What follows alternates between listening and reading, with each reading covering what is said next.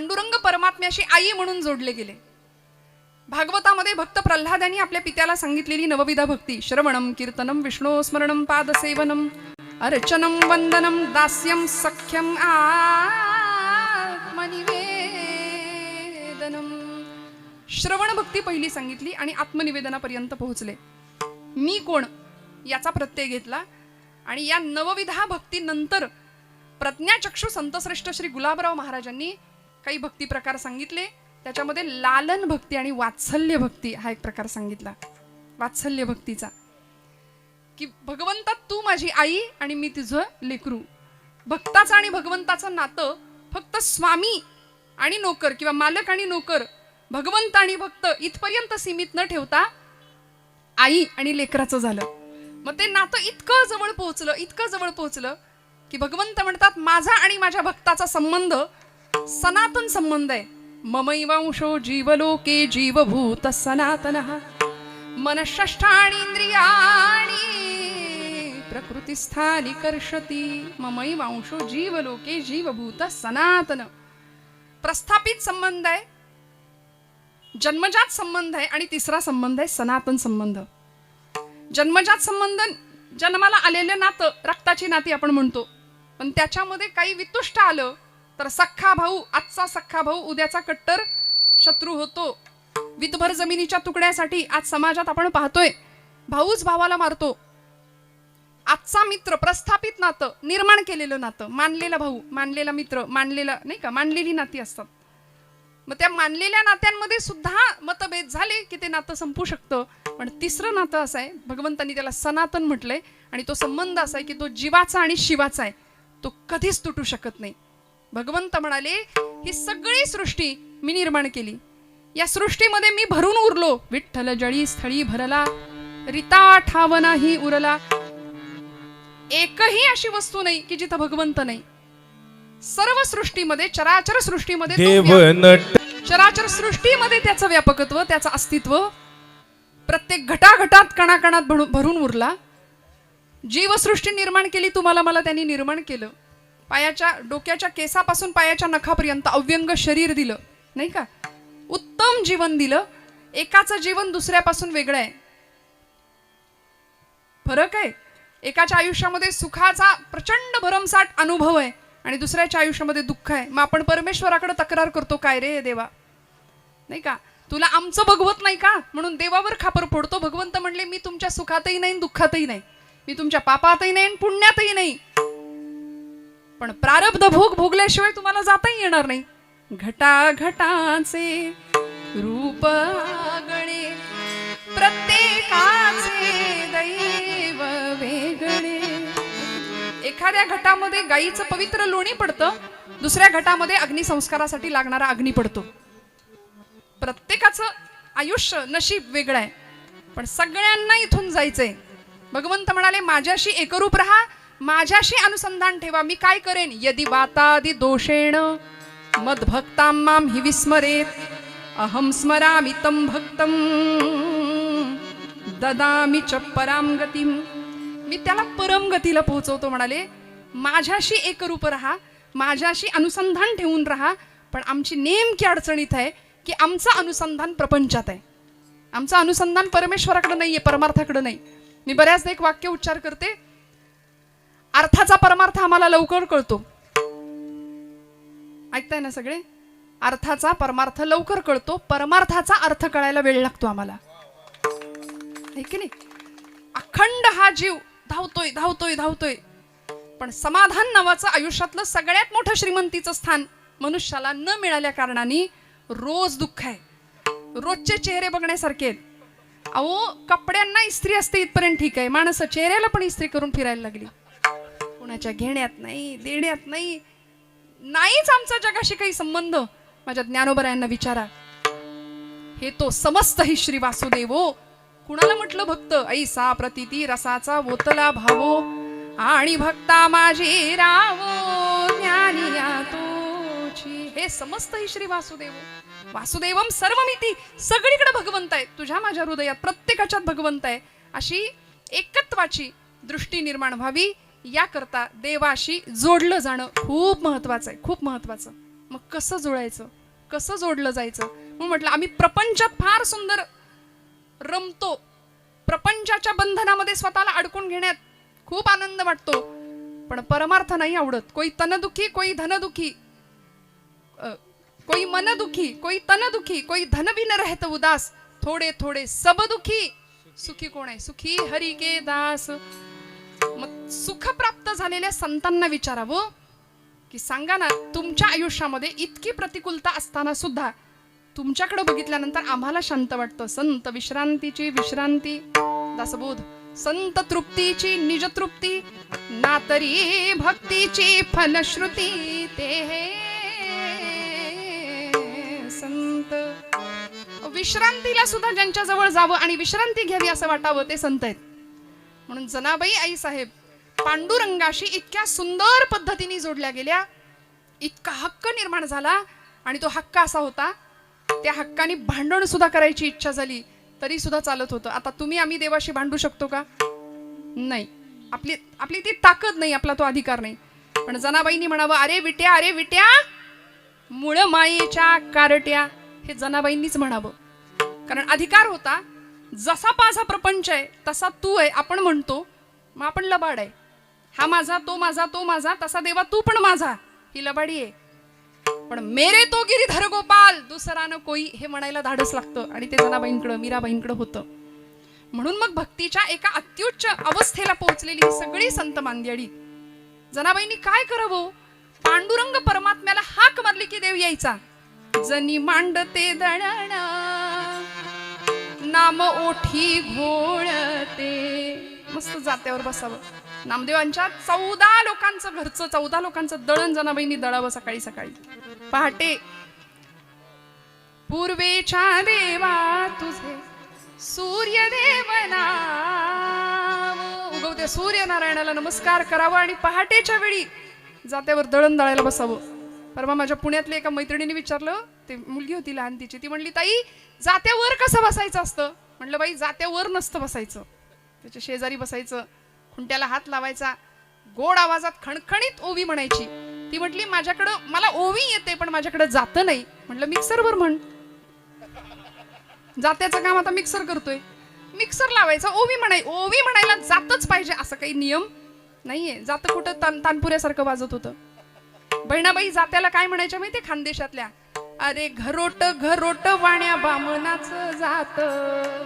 त्या म्हणायच्या ज्याच्यातून येतं पीठ त्याला जात म्हणू नये म्हणायच्या. अहो पीठ येतं ना, मग जातं कसं? आणि जनाबाई म्हटलं की जातं. जनाबाईंनी किती गोड पांडुरंगाला आळवावं. जनी मांडते दळण, नाम ओठी घोळते, भारी जड हे जाते तुझे या विना. आणि पांडुरंग यायचा. पांडुरंगा सख्या येणार रे बाबा म्हणून हाक मारावी. आमचा प्रपंच, आमच्या हातात काम असतं, पण काम करता करता इथं केल्याची किंमत नाही, खाल्ल्याची किंमत नाही, एकदा गिळा हे आमचं असतं बरं का. बरोबर ना? तुम्ही म्हणाल ताई महिला असून महिलांचीच टिंगल करता, चेष्टा करता, असं नाहीये. पण बऱ्याचदा आमच्या महिला वर्गावर एक ठपका असतो. 4 बायका एकत्र जमल्या की सगळ्या तळवड्याचं वर्तमानपत्र तिथं जमतं, तिथं मिळतं. याचं काय झालं, त्याचं काय झालं, नाही का, ती तशीच तुला म्हणून सांगते, कुणाला सांगू नको असं म्हणून सगळ्या गावभर सांगतो. मग आम्ही चर्चा बदलूया आमच्या. आज माऊलींच्या किती ओव्या वाचल्या, आज तुकोबारांचे किती अभंग केले, आज हरिपाठ झाला का ग तुझा, असं म्हणू शकतो आपण. जनाबाईंचा काय अधिकार होता? पांडुरंग परमात्म्याने यावं.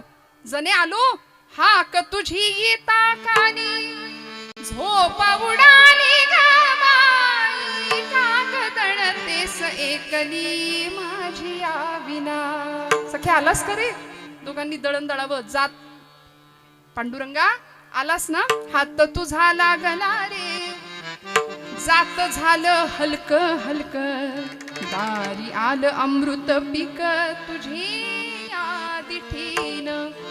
भगवंत म्हणतात जने, अगं माझ्याकडे येणारे सगळे व्यापारी आहेत, मी सुद्धा तसा एकटाच आहे ग. मलाही भूक लागली. कुठली भूक हो देवाला? भूक कुठली लागली? थोर प्रेमाचा भुकेला, हाची दुष्काळ तयाला. जने मीही होतो एकला, करमेना मुळी मला, आरसा लागे दिधला तुझी आदिठीन. आणि दोघांचं दळण सुरू व्हायचं. किती आनंद. हृदयातच देवाला ठेवलं. हृदय बंदी खाना केला आत विठ्ठल कोंडीला. का? कारण अत्यंत सुंदर अशा वात्सल्याच्या नात्याने भगवंताशी जनाबाई बांधल्या गेल्या. आणि ते बांधणं तुम्हाला मला कळावं याकरता दृष्टांताचा आधार घेऊन तुम्हाला मला हा विषय समजून दिला पहिल्या चरणापासून. सांगू, हे सगळं आपल्या हृदयापर्यंत पोहोचवायला अनेक वर्षांची तपश्चर्या आहे. मी वर्षांची नाही म्हणेन, अनेक जन्माची म्हणेन. कारण देवाचं नाम मुखात यायला सहस्त्र जन्माची पुण्याही लागते. पूर्वजन्माचं काहीतरी संचित घेऊन आपण सगळे इथे येतो. आणि कलाकाराच्या माध्यमातून बाहेर आलेली कुठलीही कला ही इतकी स्वस्त सहज नसते बरं का. कितीतरी वर्ष त्याला प्रचंड मोठ्या मेहनतीने तपश्चर्येने तयार करावी लागते. त्यामुळे जेव्हा टाळ्या वाजवा असं मी म्हटलं की खणखणीत वाजवा भाऊ, वाजवावी टाळी, दाद द्यावी मनापासून. आणि दुसऱ्याचं कौतुक करायला अंतःकरण मोठं लागतं आहे की नाही तळवाडे ग्रामस्थांचं. मग खणखणीत टाळी वाजवा. माझा महिला वर्ग बऱ्याचदा आम्ही संकोच करतो खूप, बरोबर आहे ना. तुकोबरायांचा अभंग आहे, संकोचो निकाय झाला से लहान करी आपोषण ब्रह्मांडाचे. म्हणून जनाबाई आई साहेबांचा अभंग का घ्यावा असं वाटला हो. काय अधिकार होता. त्यामुळे संकोच नाही, परमार्थात तर अजिबातच नाही, अजिबात नाही. पक्षी जाय दिगंतरा बाळकासी आणि चारा घार हिंडते आकाशी झाप घाली पिलापाशी. पक्षाचा दृष्टांत दिला. आकाशात संचार करणारा, मुक्त संचार करणारा पक्षी. घारीचा दृष्टांत दिला. एका वानराचा दृष्टांत दिला आणि आईचा दृष्टांत दिला. 4 दृष्टांत दिले तुकोबरायांनी, जनाबाई महाराजांनी, की आपला हा विषय आपल्याला समजावून सांगायला. का बरं दृष्टांत दिलं. दृष्टांताच्या माध्यमातून सिद्धांत पक्का होतो. हे शास्त्र अलीकडे आमचं असं झालंय, आमचा सिद्धांताशी काही घेणं देणं नाही, आम्हाला दृष्टांत पाहिजेत. 2 तास भरपूर मनोरंजन झालं, भरपूर विनोद कथा मिळाल्या की आम्ही. पण कीर्तनामध्ये सिद्धांत महत्वाचा, दृष्टांताचं त्याला प्रयोजन आहे. फक्त सिद्धांत पक्का व्हावा याकरता दृष्टांत आहे. आणि या अभंगामध्ये जनाबाईंनी दृष्टांताची रेलचेल केली. 4 दृष्टांत पाठोपाठ दिले. पक्षी जाय दिगंतरा. एखादी पक्षिणी असते, आपल्या पिलांना चारा भरवते, दुरून कुठून तरी धान्याचा कण आणते आणि त्या पिल्लाच्या चोचीत भरवते. ज्ञानोबर आहे, निसर्गातला हा चमत्कार आपल्या लेखणीत ज्ञानेश्वरीत आम्हाला सांगतात. मग तीही जे जे करावे ते मजची पडले आघवे, जैसे अजात पक्षाचे निजीवे पक्षिणी जिये. खूप सुंदर दृष्टांत दिली. आपुली तहान भूक नेणे तान्हया निकेते माऊली सची करणे, तैसे अनुसरले जे मज प्राणे त्यांचे सर्व ही मी करी. लणे याची या बालका किरीटी गवसणी करुनी स्नेहाची दिठी, आणि खेळता पाठोपाठी माऊली धावे.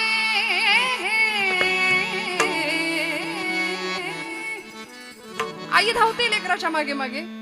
पक्षिणी पिलाला घास भरवण्याकरता जीव तडफडवते.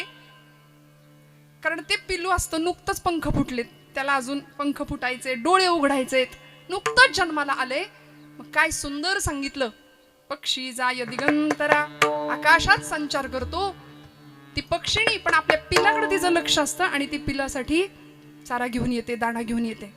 मला सांगा ना, निसर्गातला हा चमत्कार ज्यावेळी माऊली आम्हाला सांगतात, जनाबाई आईसाहेब आम्हाला सांगतात, त्यावेळी किती सुंदर दृष्टी असेल त्यांची. ती चिमणी किंवा ती एखादी सुगरण किंवा ती एखादी पक्षिणी आपल्या पिलाला दाणा भरवताना ती असं म्हणते का की तू माझ्या म्हातारपणची काठी आहे बरं का, हे सगळं आम्ही तुझ्यासाठी करतोय. आम्ही 10 वेळा म्हणतो ना आपली कर्तव्य करत असताना. आणि आम्ही कितीही केलं तरी पोरं केलं म्हणतात का? म्हणतात का सांगा? नाही. 25व्या वर्षी 16व्या वर्षी तुम्हाला उलटा प्रश्न असतो, काय केलं माझ्यासाठी? तुकोबरायांना विचारावं ना. महाराज म्हणाले, अरे आम्ही आमच्या 8 पिढ्यांची वाडवडिलांची परंपरा आणि पिढी किंवा तो आशीर्वाद घेऊन इथे जन्माला आलो. आमच्या वाडवडिलांनी आमच्यासाठी संपत्तीचा सातबारा नाही ठेवला, पण आमच्यासाठी आमच्या वाडवडिलांनी परमार्थाचा सातबारा ठेवला. माझ्या वडिलांची मिराशी गा देवा, तुझी चरणसेवा पांडुरंगा. मिरास हा शब्द संपत्ती, ॲसेट या शब्दाने वापरलाय. मग हे आम्हाला आमच्या वाडवडिलांनी दिलं. आमची लेकरं 25शीत आल्यानंतर आम्हाला विचारणार आहेत, विचारणार तुम्ही आमच्यासाठी काय केलं. कितीही करा, रक्ताचं काय करतो आपण, हाडाची काढ करतो, आणि जीवाचं सगळं तुम्हाला माहिती आहे माझं, नाही का. एवढं सगळं केलं तरी केलं कुणी म्हणतं का? नाही म्हणत. पोटचं लेकरू सुद्धा म्हणत नाही, नाही म्हणत. आस्था कमी झाली, संवेदना कमी झाल्या. अहो, माणसातला माणूस दिसायला वेळ लागेल, दगडातला देव आम्हाला दिसेना. माणसातला माणूस, माणसातला देव कधी दिसायचा आम्हाला?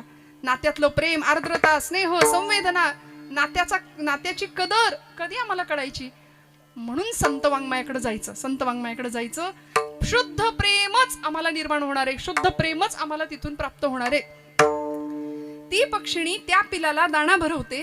तिला माहिती असतं की हे कार्ट उद्या उडून जाणार आहे, नाही का, स्वतःचा आकाश निर्माण करणार आहे. पण त्यांनी स्वतःचा आकाश निर्माण केल्यानंतर त्या आईच्या डोळ्यात जे साठतं आनंदाचं आभाळ असतं, आणि माऊली त्याला साक्षात्कारच म्हणतात. निसर्गातला चमत्कार आम्हाला बहिणाबाईंनी सांगितला. अरे खोप्यामंदी खोपा सुगरणीचा चांगला, अरे खोप्यामंदी खोपा सुगरणीचा चांगला, देखा पिलासाठी तिनं झोका झाडाने टांगला, देखा पिलासाठी तिनं झोका झाडाने टांगला.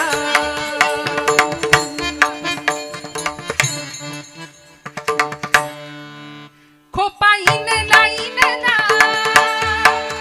खोपा इनला इनला, जसा झुलला बंगला. काय वर्णन आहे. खानदेशातले कवयित्री बहिणाबाई, अत्यंत सुंदर काव्य. काय करते ती सुगरण? खोपा इनला इनला, जसा झुलला बंगला, पाखराची कारागिरी जरा देख रे मानसा, देखा पिलासाठी तिनं झोका झाडाने टांगला, देखा पिलासाठी तिनं झोका झाडाने टांगला. तिची इवलिशीच चोच, काय असतं त्या चिमणीकडं, काय असतं त्या पक्षिणीकडं? समाज माणसाला किती सुंदर प्रश्न विचारला बहिणाबाईंनी. ऐका, आज आम्हाला सगळं मिळतं, सगळं प्राप्त होतं. ते बॅकग्राऊंड म्युझिक, सिरियल आवडते ना लोकांना अलीकडे बघायला. तिची इवलिशीच चोच, आमच्याकडे सगळं आहे, सगळं आहे. आणि तरी कमावता कमावता हाव संपत नाही. यंदा घर बांधलं तरी 4 गज वरती आम्ही शिल्लक ठेवतो, पुढं मागं चढवू म्हणून. गुंठ्यावर थांबत नाही, एकर वाढायचे असतात आम्हाला. पहिला पै गाठी मारून सगळं सेव्हिंग तिकडं वाढ झाली पाहिजे. पण अध्यात्म वाढावं असं फार कमी जणांना वाटतं. काय म्हणाल्या? तिची इवलिशीच चोच, तिची इवलिशीच चोच, तेच दात तेच ओठ. माणसा, काय सुंदर प्रश्न विचारला. तिची इवलिशीच चोच, तेच दात तेच ओठ. तुला दिलं रे देवानी 2 हात 10 बोट. अरे खोप्यामंदी खोपा सुगरणीचा चांगला, देखा पिलासाठी तिनं झोका झाडाने टांगला. आईची काही अपेक्षा नाही लेकराकडून, बरं का, काही अपेक्षा नाही. जनाबाई सांगतात, ती आई, ती पक्षिणी जशी आपल्या लेकरासाठी फक्त चारा आणून देते, आणून देते. आम्ही म्हणतो ना, आमच्या लेकरांना सगळं मिळालं पाहिजे जे आम्हाला नाही मिळालं ते. आमच्या काळात आम्ही अनेक प्रतिकूलता झेलल्या. आम्हाला कधी एवढे लहान वयात बाईक मिळाली नाही, पण माझ्या लेकराला मिळाली पाहिजे म्हणून पोटाला चिमटा घालून एखादा बाप आपल्या लेकरासाठी अल्प वयातच त्याला बाईक घेऊन देईल, त्याला मोबाईल घेऊन देईल. सगळी सुख आम्ही त्यांच्या पायाशी देतो. पण खरं काय द्यायचं असतो? तो स्नेह जर जुळायचा असेल ना, स्वामी विवेकानंदांनी आपल्या वडिलांना विचारलं होतं, आईला विचारलं होतं, तुम्ही माझ्यासाठी काय केलं सांगा. त्यावेळी भुवनेश्वरी माता आईचं नाव होतं. सांगितलं, नरेंद्रा, आम्ही तुझ्यासाठी काय केलं या प्रश्नाचं उत्तर जर मिळायचं असेल ना, तर आपल्या घरात मोठा आरसा आहे कपाटाचा, त्याच्या समोर जाऊन उभा राहा, तुला प्रश्नाचं उत्तर मिळेल, आम्ही तुझ्यासाठी काय केलंय. नरेंद्र 16 वर्षाचं वय होतं विवेकानंदांचं. आरशासमोर जाऊन उभे राहिले, डोळ्यातनं टचकन पाणी आलं आणि म्हणाले, मिळालं मला उत्तर. कारण एवढा प्रचंड सशक्त बलदंड देह, आरोग्य संपन्न शरीर यष्टी, देखणं रूप, स्वतःच्या कर्तृत्व शक्तीवर पूर्ण विश्वास, यापेक्षा आई वडिलांनी काय ठेवायचं असतं मागे सांगा? आज आम्ही सगळं करून ठेवतो, सगळं, आणि कशाचीच किंमत राहत नाही. मग कशाची किंमत राहत नाही? मग ही सगळी किंमत राहावी, तो बंध नात्याचा स्नेह अधिक जुळून यावा, याकरता या उदाहरणांकडे आम्हाला बघावं लागेल. आणि भगवंताशी सुद्धा आम्ही असंच जुळलं जावं, ही अपेक्षा जनाबाई महाराजांची आहे. म्हणून हा दृष्टांत दिला. पक्षी जाय दिगंतरा, बाळकासी आणि चारा, घार हिंडते आकाशी. आईचं बाळावरती किती प्रेम असावं, किती प्रेम असावं, काय अपेक्षा काय आहे सांगा ना बरं. ती कलियुगात म्हणजे आत्ताची आई असू दे, नाही तर पुराण काळातली आई असू दे, 350 वर्षापूर्वी, 400 वर्षापूर्वी एक आई पाहिली महाराष्ट्राने. गडाचे सगळे दरवाजे बंद झालेले असताना आपलं लेकरू पाळण्यात झोपलंय आणि मला कुठल्याही परिस्थितीमध्ये त्या बाळापर्यंत पोहोचायचे. हा एक हृदयामधला धागा होता, प्रेमाचा, स्नेहाचा. कशाची पर्वा नाही केली. रात्रीच्या अंधकारात गडाचा दरवाजा बंद झाल्यानंतर सुद्धा पश्चिम कडा उतरते आणि बाळापर्यंत जाऊन पोहोचते. हिरकणी तिचं नाव. छत्रपती शिवाजी महाराज तिचं मातृत्व पाहतात आणि त्या गडालाच, त्या कड्यालाच हिरकणी कडा नाव देऊन देतात. त्या बुरुजाला हिरकणी बुरुज नाव देतात. हा इतिहास आहे या भूमीचा. एखादी आई, श्यामची आई, या भूमीत जन्माला येते. आता श्यामच्या आईचं पुस्तक आणि त्या पुस्तकाचं मुखपृष्ठ सुद्धा बघायला मिळत नाही. म्हणून मी माझ्या भावंडांना नेहमी सांगते, वाचा काहीतरी जरा. परवा एक जण म्हणाला, ताई वाचतो आम्ही व्हॉट्सअपवरचे मेसेज. ते पण एक विद्यापीठ आहे सध्या, व्हॉट्सअप नावाचं. पण पुस्तक हातात घेणं आणि ते वाचणं, त्यामध्ये साने गुरुजींचं पुस्तक आहे श्यामची आई. काय सांगते होती साने गुरुजी? म्हणतात, आंघोळ करून मोरीतनं, स्नानगृहातनं ज्यावेळी बाहेर यायचो त्यावेळी आईला सांगितलं, आई माझ्या पायाला माती लागेल, तुझा पदर पसर, मी त्याच्यावर पाय देतो आणि मग घरात जातो. आईनं बाळाचं तेवढं ऐकावं आणि आईनं सांगावं, लेकरा पायाला घाण लागू नये म्हणून जपतोस ना, तशी आयुष्यभर मनाला घाण लागू नये म्हणून जप माझ्या राजा. खूप मोठं मुलाच्या बाबतीमध्ये दिव्य स्वप्न बघणाऱ्या माता या देशामध्ये, या भूमीमध्ये होऊन गेल्यात.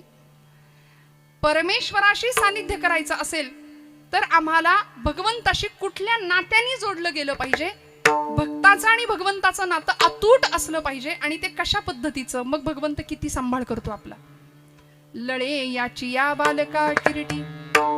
आई आपल्या लेकराकडं असं अतिशय सुंदर पद्धतीने लक्ष ठेवते. 1.5-2 वर्षाचं बाळ असतं बघा, चालत असतं, नुसतं चालत असतं, अजून त्याचे पाय जमिनीवर स्थिर होत नाही, ते धडपडतं, ठेचकाळतं, त्याला खरचटतं, त्याला लागतं.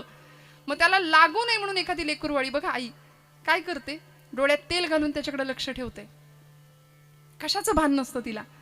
ती आई जशी त्या बाळाचा सांभाळ करते तसं भगवद्गीतेमध्ये भगवंत म्हणतात, ज्ञानेश्वरीत माझी ज्ञानोबाराई माऊली सांगते, मी माझ्या बाळाचा सांभाळ करतो.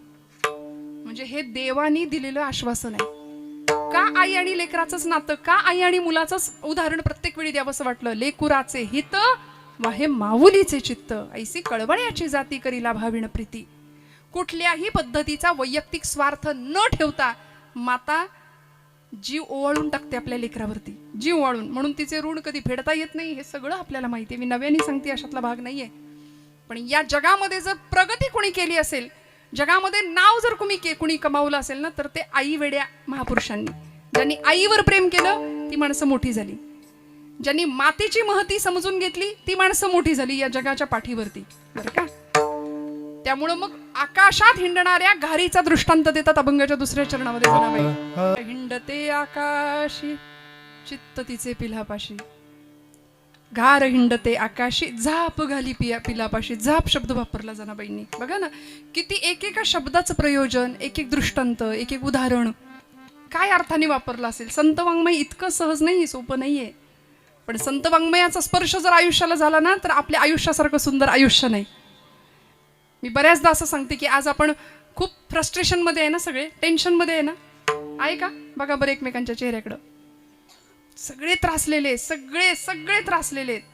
प्रत्येकाला असं वाटतं माझंच बिघडलंय सगळं, सगळं जग सुखी आहे, पण मी सोडून सगळं जग सुखी आहे.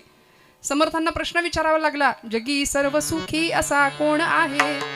विचारी मना तुझी शोधून पाहे. विचारा म्हणाले, कोण सुखी आहे? कोणीच नाही. प्रत्येक जण एकमेकाला विचारतो, बरं आहे का, बरं आहे का, बरं आहे का. पुढचं माणूस उत्तर देतं, बरंच म्हणायचं, चाललंय आपलं ढकलत. विचारणाऱ्याला फार बरं वाटतं, म्हणजे आपलंच बिघडलंय असं नाही. सगळ्यांचं बिघडलेलं आहे, सगळे सध्या दुःखी आहेत, त्रस्त आहेत, संत्रस्त आहेत. आणि मग वर्कशॉप, आजची नवीन पिढी, ऑनलाईन माध्यम.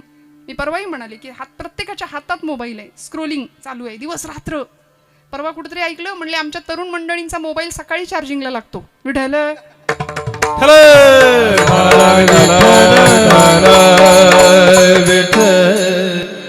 पटकन कळलं तर कळलं, नाही तर जाऊ सोडून द्यायचं. काही माणसं लाखात एक असतात, काहींकडे लाखो असतात. काही माणसं काहींकडे लाखो असतात, काहींकडे लाखो असतात, कारण काही माणसं लाखात एक असतात. लाखात एक आपल्याला व्हायचंय बरं का. आपल्याकडे लाखो असो वा नसो, पण आपल्याला लाखात एक होता आलं पाहिजे, देवाचं आवडतं होता आलं पाहिजे. आणि देवाची कृपा छत्रछाया जर आपल्यावर असेल ना, तर जगात कुणीच आपलं काही वाकडं करू शकत नाही. मी हात जोडून सांगते, अंतःकरण शुद्ध नीतियुक्त आचरण जर असेल ना, तर माझ्यावर विश्वास ठेवा, परमेश्वर काटा सुद्धा टोचून न देण्याची जबाबदारी घेतो. निर्वाणी गोविंद असे मागे पुढे. ही सगळी दृष्टांत म्हणजे फक्त ऍक्शन नाही, ती खरं तर भगवंताच्या ज्या वृत्तीने आपण भगवंताशी जोडले गेलो पाहिजे त्या वृत्तीचं दर्शन आहे. ह्या नुसत्या कृती नाहीयेत. घारीचं उदाहरण, एखाद्या पक्षिणीचं उदाहरण, एखाद्या माकडीणीचं उदाहरण दिलंय, आईचं उदाहरण दिलंय. ही फक्त उदाहरणं नाहीत, ह्या वृत्ती आहेत. वृत्ती, या वृत्तीने आपण भगवंताशी बांधलं गेलं पाहिजे. ही कृती नाहीये फक्त. आणि देव आम्हाला आश्वासन देतोय, एखादी आई जसं लेकराला सांभाळते तसं मी तुम्हाला सांभाळणार आहे. मग हे देवाचं आश्वासन आहे. आता इथं शंका नको. आणि संशय जो घेतो, संशयी आत्मा विनश्यती, संशयी माणूस स्वतःही सुखी होत नाही आणि जगालाही सुख लागू देत नाही. म्हणून आपण सगळ्यावर विश्वास ठेवतो, पण संतांवर विश्वास आपला कमी आहे. सगळ्या जगावर विश्वास आहे आमचा, प्रपंचावर फार विश्वास आहे, पण देवावर आणि संतांवर विश्वास कमी आहे. बाबा महाराज सातारकर म्हणायचे, देवाला माना किंवा मानू नका, त्यांनी तुम्हाला मानलंय एवढं तरी माना. त्यांनी आपल्याला मानलंय की नाही? आपण त्याला विसरलो तरी चालेल, पण तो आपलं विस्मरण होऊ देत नाही याचं तरी स्मरण ठेवा. आणि आपण जर त्याला विसरलो ना, तर आपल्या घरासमोर गर्दी जमते. मग उचला म्हणतात लोक, संपला यांचा कार्यक्रम. मग राम नाम सत्य, बाकी काही सत्य नाही. सगळ्यात सत्य खरं तेच राहतं. किती काळजी घेतो तुलसीदासांना विचारा. आपल्याला असं वाटतं आपल्या त्याचं आपल्याकडं लक्षच नाही, म्हणून देवाकडे तोंड करून आपण जे मागतो आणि देवाकडे पाठ केल्यानंतर आपण जे वागतो त्याच्यावर बऱ्याच गोष्टी डिपेंड असतात बरं का. तुलसीदासांना विचारा, ते म्हणाले, चीटी के पाव मी घुंगरू बजे वो भी नाद श्री रघुनाथ सुने. इतकी त्याची सत्ता आहे, इतकं त्याचं लक्ष आहे तुमच्या माझ्यावरती, इतकं त्याचं लक्ष आहे. कुठपर्यंत सांभाळतो? होठ कंठ चले नाही. आयुष्यात अशी अवस्था येते, उठलेलं बसवत नाही, बसलेलं उठवत नाही, मुखाने नाम नीट घेता येत नाही, काहीच नाही, शरीर गतक प्राण झालेलं व्हायच्या अवस्थेत जिव्हा रटे नारा, होठ कंठ चले नहीं, जिव्हा रटे नारा, राम हमारा जप करे हम बैठे आराम, हम बैठे आराम. मग तेव्हा नुसतं बसलो तरी चालेल, पण राम आमचा जप करेल, भगवंत आम्हाला सांभाळेल. कसा? घार हिंडते आकाशी, चित्त तिचे झाप घाली पिलापाशी. झाप शब्द वापरला. या झाप शब्दामध्ये आवरण, आच्छादन, संरक्षण. पडता जड भारी दासी आठवावा हरी, मग तो येऊन दिशीण आड घाली सुदर्शन. इतकं सांभाळतो, इतकं सांभाळतो. सगळ्या भक्तांचा सांभाळ योग्य पद्धतीने देवानी केलाय. सांभाळ करताना तुका म्हणे, त्याचा देव सर्व भार चालवी कामार होऊन या गडी झाला. राजसूय यज्ञामध्ये पांडवांच्या घरच्या उष्टा पत्रवळे सुद्धा उचलल्या. द्रौपदीच्या थाळीतलं भाजीचं उष्ट पान जेवून तृप्तीचा ढेकर दिला त्यांनी. आणि त्या द्रौपदीचं एक चिंधीचं ऋण भगवंतांनी लक्षात ठेवावं. आणि भर दरबारामध्ये दुःशासनाने वस्त्र धरलं होतं, केसांना धरून फरफटत ओढत आणली होती, दयेची याचना करत होती. कुणीच काही नाही करू शकलं. रथी महारथी होते तिथं, पांडव होते, एकापेक्षा एक परम प्रतापी वीर होते. सांगत होती ओरडून, मी कौरव कुलाची मर्यादा आहे, मी कौरवांची स्नुषा आहे. नाही कुणी ऐकलं. हात सोडले आणि भगवंताचा धावा केला. आला नव्हतो, आला. पूर्णपणे संरक्षण करण्याची जर जबाबदारी तो घेतो, फक्त त्याच्याशी नात्याने जोडलं गेलं पाहिजे. आईचं आणि लेकराचं जसं नातं आहे ना, तसं भगवंताला आम्हाला त्याच्याकडे आई म्हणून जाता आलं पाहिजे. संतांनी आई म्हणून धाव घेतली. धाव घाली आई आता पहाते सकाळी. आई म्हणून बघितलं विठाई किठाई कृष्णाई. तो पांडुरंग विटेवर उभा आहे कटेवर हात ठेवून, पण आई म्हणून पाहिलं. म्हणून तर तो विठू माझा लेकुरवाळा आहे. विठू माझा लेकुरवाळा संगे गोपाळांचा मेळा. निवृत्ती हा खांद्यावरी सोपानाचा हात धरी. पुढे चाले ज्ञानेश्वर मागे मुक्ताई सुंदर. असा लेकुरवाळा माझा पांडुरंग आहे. आपल्याला आई म्हणून आपल्याला लेकरू बनून जाता आलं पाहिजे. कसं जायचं? सकाळची वेळ आहे, एक सौभाग्यवती आहे, गृहलक्ष्मी आहे, सणाचा दिवस आहे, नैवेद्याचं काम करायचंय, सोहळ्यातला स्वयंपाक आहे, सगळा नैवेद्य करायचंय. म्हणून तिने सगळी तयारी केली आणि स्वयंपाकाला लागली. स्वयंपाकाची तयारी सुरू आहे. 6 महिन्याचं लेकरू होतं तिचं बरं का. आणि ते पहाटेची वेळ उठल्याबरोबर, आता लेकरं अगदी लहान लहान आहे, त्यांना अनुभव आहे, ती बरोबर पहाटे उठून बसतात कामात, आहे की नाही. त्याला झोपवलं पाळण्यात आणि ती कामाला लागली. कामाला सुरुवात झाली, सोहळ्यातला स्वयंपाक सुरू झाला. आता इकडे तिकडे हात नको लागायला, छान स्वयंपाक व्यवस्थित होऊ दे म्हणून स्वयंपाक सुरू झाला. आणि 15व्या मिनिटाला ते कार्ट रडायला लागलं. ते आईनं तसंच ते बाळ रडत ठेवलं. तिचं काम चालू झालं. शेजारीण आली, सख्खी होती म्हणून आली, आणि तिने पटकन विचारलं, बाई ग तुझं लेकरू कधीच रडतंय, त्याला घे तरी. ती म्हणाली, अगं घेतलं असतं, पण म्हणाली आता मी सोहळ्यात आहे, आता माझा स्वयंपाक सुरू झालाय, आता थोडा वेळ रडेल, झोपेल, जाऊ दे. ती म्हणाली मी तुझी समस्या सोडवते. त्या बाळाला घेतलं तिने, त्याच्या अंगावरचे सगळे कपडे काढले, खऱ्या अर्थी त्याला सोहळा केला. त्याच्या अंगावरची सगळी वस्त्र काढली आणि आपल्या आईकडे त्याला दिलं. आईनं त्याला पटकन उचलून घेतलं, पटापट मुके घेतले. दृष्टांत संपला. मला सांगायचं एवढंच की आपल्यालाही त्या जगाच्या आईने उचलून घ्यावं असं वाटत असेल तर आपल्याही अंगावरती अनेक मोहाचे, मायेचे, अहंकाराचे, वासनांचे अनेक पट म्हणजे वस्त्र चढवलेली आहेत. ती एकदा उतरवली की ती जगाची आई आपल्याला उचलून घेतल्याशिवाय राहणार नाही. घार हिंडते आकाशी. तिचं चित्त फक्त तुमच्या माझ्याकडे आहे आणि हे विसरतो ना आम्ही, म्हणून आम्ही दुःखाच्या सागरात अडकतो. म्हणून पुनरपि जननम पुनरपि मरणम पुनरपि जननी जठरे शयनम इह संसारे खलु दुस्तारे कृपया पारे पाहि मुरारे. किती सांभाळते, किती सांभाळते. एखादी आई आपल्या लेकराला जसं सांभाळते तशी ती विठाई माऊली आपल्याला सांभाळते. आपल्याला राका कुंभार नावाचे संत माहिती आहेत. भगवंतावर अनन्य भक्ती करावी. राका, बंका आणि वंका असं ते कुटुंब होतं बरं का. बायकोचं नाव बंका, मुलीचं नाव वंका. मांजर पाळली होती राकांनी, आणि ती मांजर, आता ज्यांच्या घरी मांजरी असतील त्यांना अनुभव असेल, छान प्रपंच चालू आहे, उदरनिर्वाह चालू आहे. आता कुंभार म्हटलं की कुंभाराच्या घरचा व्यवसाय काय? तुम्ही जागे आहेत ना सगळे? काय? मडकी बनवायची, विकायची, आणि मातीची भांडी. बरं, कुंभाराच्या घरी एक भट्टी असते. त्या भट्टीला आपल्याकडे एक शब्द आहे, आवा. आवा चालली पंढरपूरला, त्यातली आवा नाही. भट्टीला आवा म्हटलं जातं ना. मडकी भाजली जातात आणि असा तो आवा. आता एखाद दिवशी तो पेट घ्यायचा, म्हणजे भट्टी पेटवली जायची. सगळी मडकी भाजून, म्हणजे सगळी मडकी तयार करून ठेवली. त्यांनी एक मांजर पाळली होती आणि एक दिवस ती मांजर व्यायली. 5 पिल्लं झाली तिला. आणि ती मांजर आपल्या 5ही पिल्लांचा मुक्काम सतत बदलायची.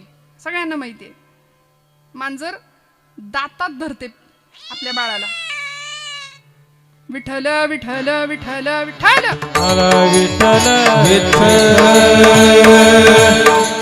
माझा दृष्टांत हृदयात पोहोचू दे. इथं विनोद नाही मला अजिबात करायचा. विठ्ठल विठ्ठल.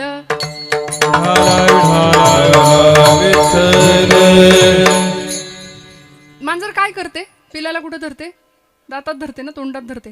न्यायशास्त्रामध्ये मार्जार न्याय आहे आणि मरकट न्याय आहे. मांजर आपल्या पिलाला धरते आणि माकडाच्या बाबतीमध्ये पिलू माकडाला धरतं, आईला धरत असतं. आईने त्याला धरलेलं नसतं, पण आईची झेप केवढी मोठी असू दे पण ती जबाबदारी घेते, त्याला पडू नाही देणार. माता पिता काय सांभाळतात आपल्या लेकरांना, बघा ना किती सांभाळावं. म्हणून का दृष्टांत दिला हा मार्जार न्याय, मरकट न्याय? का बरं सांगितलं असेल? वानर हिंडे झाडावरी, जनाबाई सांगतात. पण पिलू बांधून उदरी, कायम ते पिल्लू तिच्या उदराशी बांधलेलं असतं.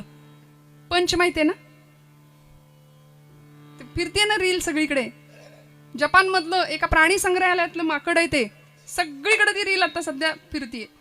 काय दिला संदेश त्या रीलने आम्हाला? काय दिला हो? माणूस अखंड प्रेमाच्या शोधात आहे. आईची जागा कोणी भरून काढू शकत नाही. ती आई, त्या आईनं त्याला धुडकारलं म्हणून ते बाळ सगळीकडे आपली आई शोधतंय. माकडांनी बाकीच्या माकडांनी त्याला नाही जवळ केलं, पण ते पिलू त्याला पंच नाव दिलं आणि ते सगळीकडे फिरतं. तिथल्या त्या कर्मचाऱ्यांनी त्याला एक सॉफ्ट टॉय आणून दिलं आणि त्या खेळण्याबरोबर ते माकड इतकं बांधलं गेलं भावनिक दृष्ट्या की सगळ्या क्रिया करताना ते त्या खेळण्याला घेऊन फिरतंय. आज प्रेमाची नाती नसतील, प्रेम नसेल ना, तर जगात कशालाच अर्थ नाही मंडळी. आपल्याकडे सगळं असेल, पैसा असेल, श्रीमंती असेल, सत्ता असेल, पण प्रेमाची माणसं नसतील ना आजूबाजूला, तर तुमच्या असण्याला आणि तुमच्या संपत्तीला कुणीही विचारणार नाही, कुणीही नाही. आपल्याला खडसावणारं, आपल्या पाठीवर हात टाकणारं कौतुकाची, प्रेमानी मायेनी कुरवाळणारं, आपलं कौतुक करणारं, प्रसंगी जाब विचारणारं कोणीतरी आपल्याला पाहिजे. प्रेमाची माणसं जपणं फार गरजेचं आहे, फार. आणि आम्ही काय करतो माहितीये का, या बुद्धीमध्ये, या मेंदूमध्ये इतका कचरा भरून ठेवलाय सध्या. याची आडवीन, त्याची जिरवीन, तुला बघून घेईन, एवढंच आहे सगळं. प्रचंड. बरं, याच्यासाठी दिली का हो बुद्धी? ज्ञानोबरायांना विचारा ना, बुद्धी कुठं नेते आम्हाला? बुद्धीचे वैभव अन्य नाही तुझे, एकाकेश्वराचे सकळ सिद्धी, एकाकेश्वराचे सकळ सिद्धी, एकाकेश्वराचे सकळ सिद्धी. बुद्धीचे वैभव अन्य नाही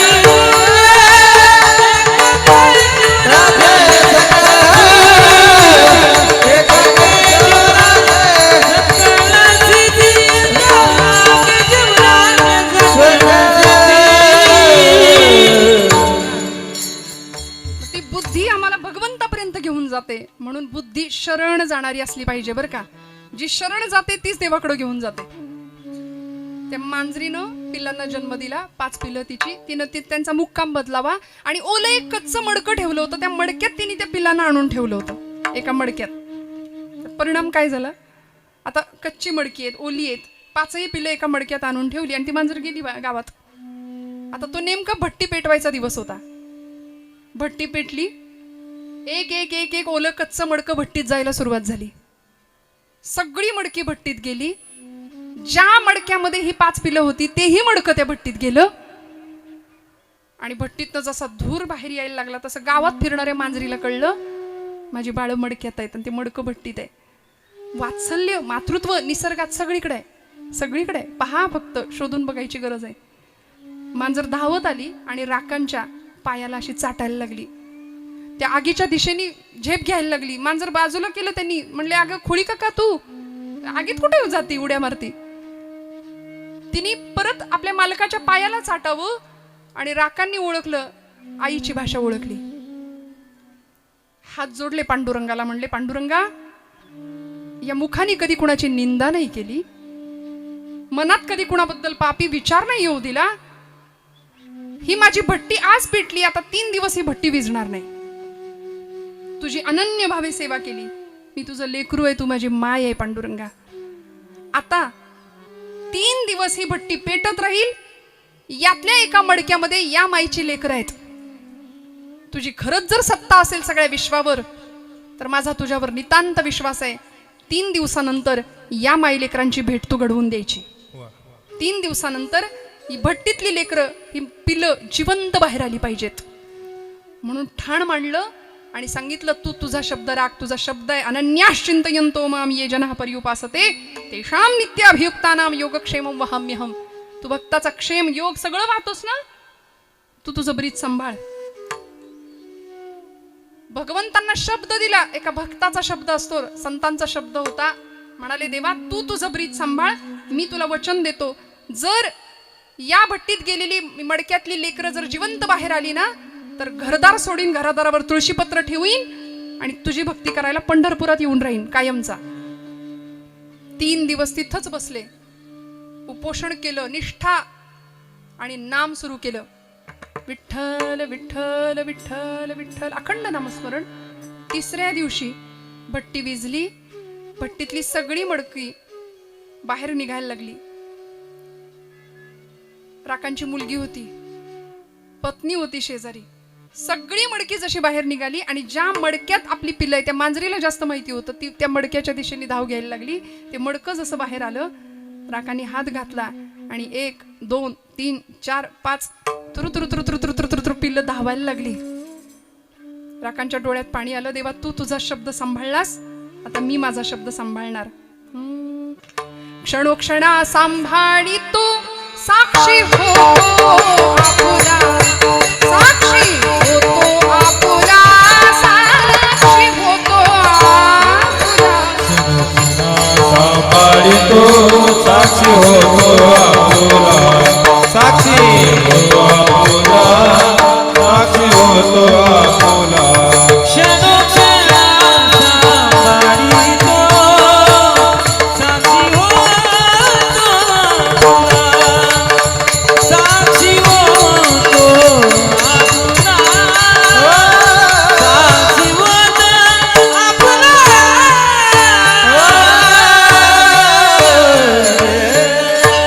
भगवंत अखंड सांभाळतो.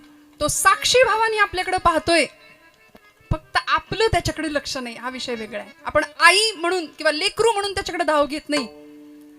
माझ्या तुकोबरायांनी सांगितलं, जसा पाण्याशिवाय मासा तळमळतो तसा मी तुझ्याशिवाय तळमळतोय. भेटी लागे जीवा लागलीसे आस, कन्यासा सूर्याशी जाये मागे परतोनी पाहे. इतकी आर्तता भगवंताविषयी असली पाहिजे, तर भगवंत आईच्या नात्याने आमचा सांभाळ करतो. माता गुंतली कामाशी, चित्त तिचे बाळापाशी, वानर हिंडे झाडावरी, पिलू बांधोनी उदरी. अशा दृष्टांतांनी जर जनाबाईंनी भक्ताचं आणि देवाचं सख्यत्व किंवा ते नातं एका विशिष्ट उंचीवर कसं नेता येईल हे आम्हाला वारंवार सांगितलं. मंडळी, या भूमीला एक राजा मिळाला ना, शककर्ता राजा. किती सुंदर मातृभक्ती होती माझ्या राजांची. जिजाऊ मातोश्रींनी गर्भातल्या बाळाला सांगावं, बाळा जळण्याच्या तयारीने जन्माला ये, कारण आजूबाजूला सगळीकडे अंधकार आहे अन्यायाचा. एका ज्योतीने ठरवलं जळायचं तर मोठ्यात मोठ्या अंधाराचा नायनाट करता येतो. गर्भात अशा मोठी आवडल्या जात होत्या. काय संस्कार होते आईनं लेकरावर केलेले. आता आम्हाला इतका आनंद असतो, आमच्या लेकराचा काही त्रास नाही. उठ म्हणलं की उठतो, बस म्हणलं की बसतो. अगदी वडिलांच्या वळणावर गेलाय. नाही कळलं, जाऊ दे.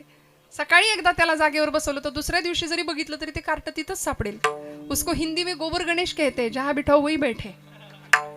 पोरगा असं पराक्रमी पाहिजे ना घरात जन्माला येणार. पुत्र बाबा आईसा गुंडा, ज्याचा तिन्ही लोकी झेंडा. मग आईंचं कौतुक, आजींचं कौतुक का करायचं? अशी सुपुत्र संतती जन्माला घातली, उत्तम संस्कार पेरले त्या कुटुंबामध्ये, त्या मुलांमध्ये, की आता ही मुलं देशाच्या, धर्माच्या, देवाच्या कामासाठी येत आहेत. दादांचं सांगितलं ना मला, की प्रत्येकासाठी तयार आहे. एखादा रुग्ण असू दे, एखादा गरजू असू दे. बघा ना, दुसऱ्याच्या चेहऱ्यावरचं आनंद बघण्याचं समाधान कुठल्याच संपत्तीत मोजता येत नाही, कुठल्याच पैशात मोजता येत नाही. फार आपल्याकडे असावं लागतं असंही काही नाही, फक्त देण्याची वृत्ती असावी. परोपकाराय पुण्यम पापाय परपीडनाम. यासारखा धर्मच नाही दुसरा. काय धर्म धर्म धर्म, अवघड काही नाही धर्म. इतका सुंदर सोप्पा धर्म व्यासांनी सांगितला. 18 पुराणेषु व्यासेस्य वचनद्वयम परोपकाराय पुण्याय पापाय परपीडनाम. इतरांवर उपकार करणं हे पुण्य आहे आणि दुसऱ्याला त्रास देणं हे पाप आहे. बस इतकं सोपं पाप पुण्याची संकल्पना सांगितली आणि मग देव जोडला जाईल, देव सोबत येईल. छत्रपती शिवाजी महाराजांनी आपल्या आईच्या राजकारणाचा दीर्घ अनुभव घेतला आणि या महाराष्ट्राला एक शककर्ता राजा प्राप्त झाला. स्वराज्य स्थापन झालं. 32 मण सोन्याचं सिंहासन रायगडाच्या मातीत उभं राहिलं होतं. ही श्रीमंती आणि हे ऐश्वर या भूमीने पाहिलं. राज्याभिषेकाचा दिवस राजांचा. आई काय असते हो, की ज्या जिजामातोश्रींनी छत्रपती अफजल खानाच्या मोहिमेवर चालले होते. 28 वर्षाचं वय होतं राजांचं आणि अफजल खानाच्या मोहिमेवर राजे निघालेत. आऊसाहेबांचं दर्शन घेतलं. मासाहेब मुजरा करतो, आशीर्वाद द्या म्हणून. आऊसाहेबांनी एक पत्र ठेवलं राजांच्या समोर. म्हणले, राजा याच्यावर सही कर आणि मग मोहिमेला जा. शिवबांनी विचारलं, आईसाहेब कसलं पत्र आहे? म्हणाले, तुझं मृत्यूपत्र आहे. ही आई होती, ती आई होती. आताची आई का बरं फरक का आम्हाला बघावं लागेल मागे जाऊन? आताची आई म्हणते, बाळा लागेल तुला काय पडशील, खेळायला जाऊ नको, सायकल शिकू नको. मग काय करू तरी काय आई? पोहायला जाऊ नको, बुडशील. मग करू तरी काय? टीव्ही बघ, हा घे मोबाईल, मी माझं काम करते, तू तुझं काम कर. आयुष्य चाललं नुसतं दुसऱ्यांची स्टेटस बघण्यात. मी परवाही म्हटलं की खरं सांगा, दिवसातला किती वेळ लोकांची स्टेटस बघण्यात जातो की नाही? आमच्या स्टेटसचं काय नाही का, आम्ही आत बघायलाच तयार नाही, आम्ही सगळे बाहेर बघतोय सध्या. स्वतःचा श्वास कोणी ऐकायला तयार नाही. मुरारी बापू म्हणतात, कभी खुद को फोन लगा के देखा है, एंगेज टोन सुनाई देगी म्हणले. लावलंय आता, लावू नका, नंतर बघा, प्रयत्न करा. आपलाच मोबाईल घ्यायचा, आपलाच नंबर त्याच्यावर डायल करायचा. अभी इस समय सभी लाईन व्यस्त है. आम्ही इतके व्यस्त आहे की आम्हाला आमची माणसं दिसत नाही. आम्हाला प्रचंड आम्ही वखवख करतोय आधुनिक सुखाच्या साधनांनी. सकाळी उठल्यापासून रात्री झोपेपर्यंत अखंड हा जीव धावतोय. कधी धाव कमी होणार हो ही? जेव्हा भगवंताशी आम्ही आईच्या नात्याने जोडले जाऊ, लेकरू म्हणून धाव घेऊ, तेव्हा अहंता संपेल, ममता संपेल. जेव्हा राका, ते म्हणाले, देवा तू तुझा शब्द राखलास, आता माझी पाळी आहे, मी माझा शब्द राखेन. पंढरपुरात गेले. पंढरपुरात गेल्यानंतर लाकडं जंगलातनं आणायची, मोळ्या बांधायच्या आणि ते विकायची, उदरनिर्वाह करायचा, असा व्यवसाय सुरू केला. रस्त्याने चालत असताना मागे मुलगी आहे, तिच्या मागे पत्नी आहे आणि तिघ जण चालतायत. चालत असताना मातीत एक सोन्याचं नाणं किंवा काहीतरी तत्सदृश एक वस्तू दिसली. राकांनी आपल्या मागे येणारी आपली बायको आणि मुलगी आहे याचा विचार करून त्या सोन्याच्या वस्तूवर माती झाकली की त्यांना दिसता कामा नये. पण मला विरक्ती आहे, वैराग्य आहे, पण स्त्री सुलभ भाव आहे, सोन्याचा मोह जडू शकतो, माझ्या मुलीला त्याचा मोह निर्माण होऊ शकतो. म्हणून राकांनी त्याच्यावर माती टाकली आणि बाहेर निघून गेले. पुढे चालायला लागले. मुलगी हुशार होती, चाणाक्ष होती, कुळी कन्यापुत्र होती, जे सात्विक. तिने पाहिलं आणि विचारलं, बाबा. तिने ती माती बाजूला काढली, ते सोनं हातात घेतलं. म्हणली, बाबा काय केलं तुम्ही इथं? राका म्हणले, अगं तिथं ते पडलं होतं सोनं, तुला त्याचा मोह निर्माण होऊ नये म्हणून त्याच्यावर माती टाकली. मुलीचं उत्तर ऐका. ती म्हणाली, बाबा ही माती आणि हे सोनं दोन्ही हातात घेतलं, दिलं भिरकावून, दोन्ही आम्हाला एकसारखं आहे. तुमचे येर वित्त धन आम्हा मृत्तिके समान. सगळंच सारखं आहे माझ्यासाठी. बाबा या सोन्याचा मोह मला जडेल म्हणून तुम्ही माती झाकली त्याच्यावर, पण मला सांगा, अशी किती सोन्याची नाणी टाकली म्हणजे भट्टीत गेलेली मांजरीची पिल्लं जिवंत बाहेर येतात? म्हणजे याच्याही पेक्षा माझा बाप कितीतरी श्रीमंत आहे, ज्याचं विठ्ठल ऐकतो. एवढी श्रीमंती जर माझ्याकडे आहे तर मी याचा मोह का धरू? हे संस्कार. छत्रपती शिवप्रभूंच्याकडून मृत्यूपत्र जी आई करून घेते आणि सांगते, हे राज्य तुझं नाही, हे राज्य नसे शिवबाचे, हे राज्य देव धर्माचे, हे राज्य नसे शिवबाचे, हे राज्य देश धर्माचे, हे राज्य नसे शिवबाचे, हे राज्य देव धर्माचे. हे देव धर्माचं स्वराज्य आहे, हे तू निर्माण केलेलं, तुझ्यासाठी नाही. हे गोब्राह्मणांचं स्वराज्य आहे, हे देश धर्माचं स्वराज्य आहे. इथल्या रयतेच्या भाजीच्या देठाला सुद्धा हात लागता कामा नये. हा संस्कार आहे या रयतेचा. राजा हा उपभोग शून्य स्वामी आहे इथला. आपल्याकडे कसं आहे, उपभोग नाही तर राजा नाही. राजा आहे म्हटल्यानंतर उपभोग आहेच आहे. म्हणून राजांकडे का बघायचं? श्रीमंत योगी का म्हटलं असेल हो त्यांना समर्थांनी? योगी कधी श्रीमंत नसतो आणि श्रीमंत कधी योगी नसतो. पण हा एकमेव या मातीत जन्माला आलेला राजा होता, जो श्रीमंत योगी होता. एका क्षणात सद्गुरूंच्या झोळीत राज्य देऊन टाकलं. शेकडो गडकोटांचं राज्य कमावलं होतं माझ्या राजांनी, शेकडो. पण तुकोबरायांना असं देऊन टाकलं. तुकोबराय म्हणतात, आम्ही तेडे सुखी म्हणा विठ्ठल विठ्ठल मुखी, आम्हाला काही नको, तुमचे येरवित्त धन आम्हा मृत्तिके समान.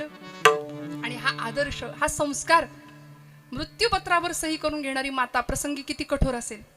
तू वाटेल तसा वाग, वाटेल तसं कर, असं नाही. कुठंही कॉम्प्रोमाइज नाही केली. प्रचंड शिस्त, प्रचंड तडजोड. म्हणून मी मगाशी म्हटलं, आज आपल्याला, आम्ही कसं असतं, आम्हाला मिळालं नाही, आमच्या लेकरांना मिळालं पाहिजे म्हणून आम्ही त्याची पात्रता निर्माण होण्याच्या आधी सगळं त्याला देतो, मग त्याची किंमत राहत नाही. जिजाऊ मातोश्रींनी कृतार्थ शेवट अनुभवला जीवनाचा.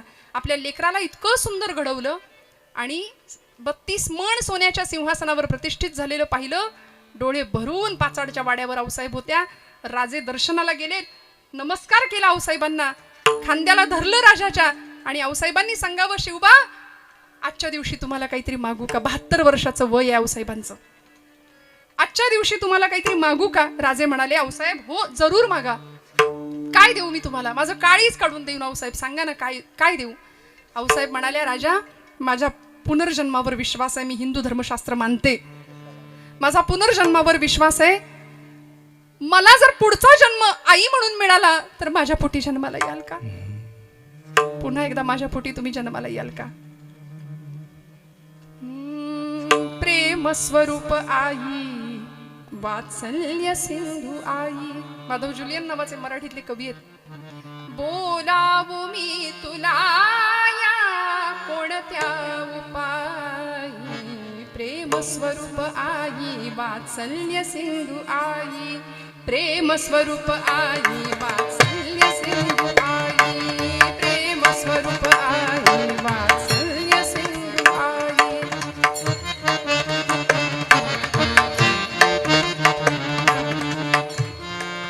वक्षी तुझ्या परी हे केव्हा स्थिरेल डोके. देईल शांत वाया हृत्स्पंद मंद झोके.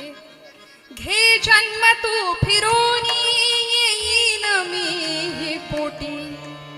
घे जन्म तू फिरोनी येईन मी पोटी. खोटी ठरोन देवा ही आस एक मोठी. प्रेम स्वरूप आई वात्सल्य सिंधू आई. म्हणून प्रत्येकाने आपल्या आईच्या साठी वडिलांच्या साठी थोडा वेळ देणं, तुमच्या माझ्या धकाधकीच्या आयुष्यातनं माता पित्यांचा सन्मान करणं खूप महत्वाचं आहे. कैलास महाराज तुमचं गाणं ऐकायचं इथे मंडळींना. आज गायाळ पक्षिणी म्हणा.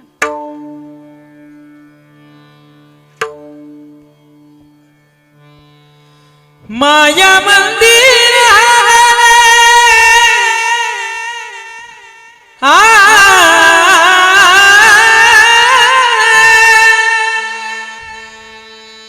माया मंदिर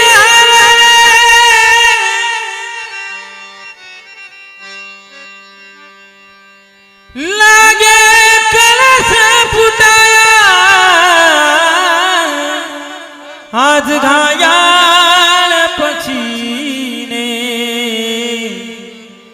जाई पिलाना बेटाया आज घाया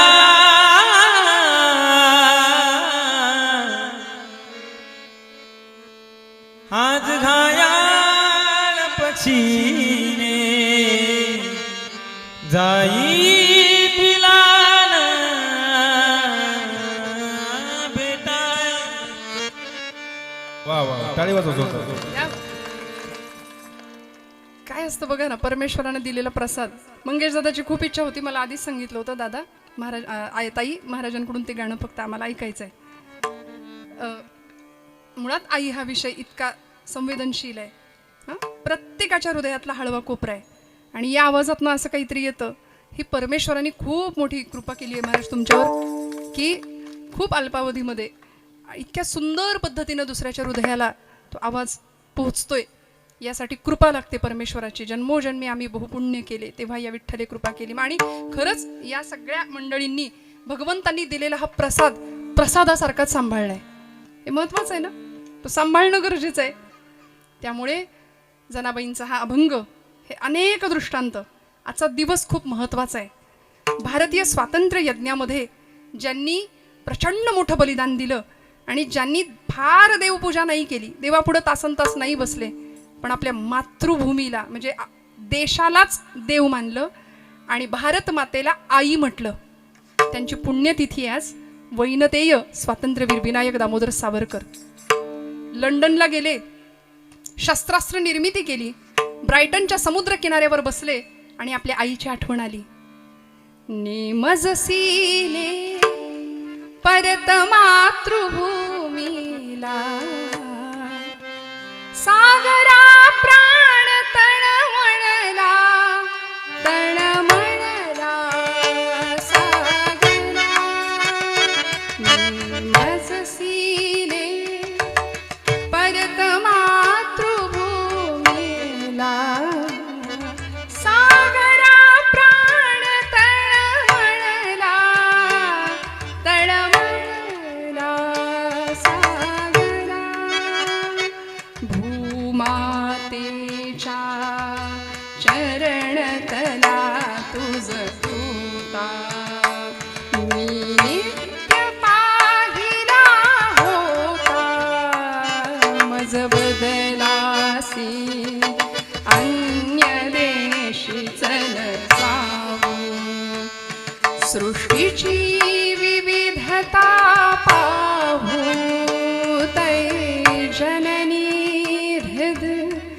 विरह शंकितची झाले परी तुवा वचन तिजरी धले मार्गज्ञस्वयी नीच पृष्ठी वाहीन परी तुवा परत आणीन विश्वसलो या तव वचने जगदानुभव योगे बनुनी तवाधिक शाक्त उद्धरणी येईन त्वरे तथुनी सोडिले तिजला सागरा प्राण तळमळला तळमळला सागरा सागरा सागरा भारत माता की विठोबा रखुमाई विठोबा रखुमाई रखुमाई विठोबा रखुमाई बार कुमाई विठोबा बार कुमाई विठोबा रखुमाई ए विठोबा विठोबा रखुमाई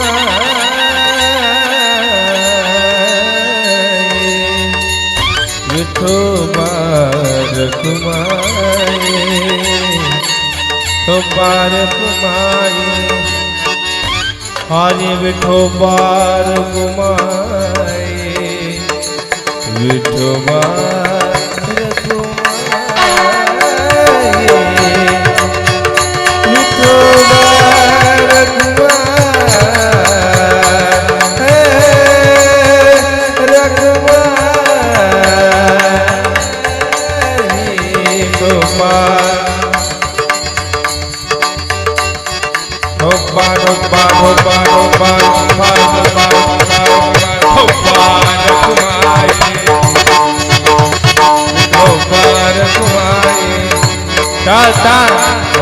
कुमाई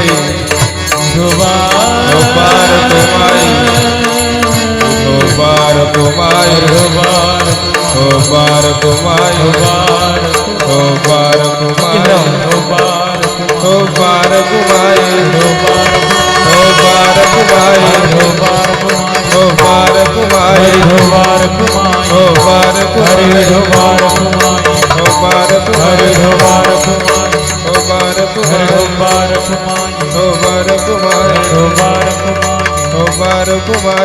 बार कुमाई बार कुमाई बार कुमाई बार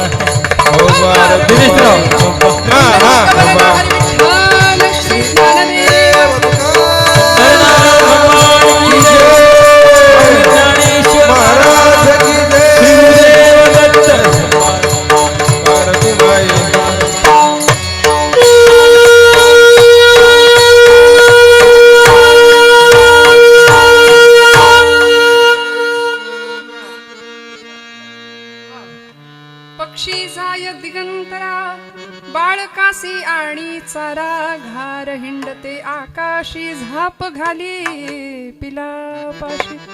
कीर्तनाची वेळ संपलेली आहे. दादा म्हणले पोहडा म्हणा. आता मग अजून 1 वाजेल आपल्याला. कशाला मग नाही का हा म्हणायचं काही आवश्यकता नाही वाटत आहे मला ह्या भावामध्ये. नको आता असं वाटतं नाही का. आहे की नाही. गोड जनाबाईंचा अभंग आपण छान चिंतन करण्याचा प्रयत्न केलाय. छान दृष्टांत जनाबाईंनी सांगितल्या पद्धतीने अल्पकुवतीनुसार अल्पमतीनुसार आपल्या समोर मांडण्याचा प्रयत्न केला. जाऊ दे ना सगळंच एका कीर्तनात कशाला. परत विठ्ठल विठ्ठल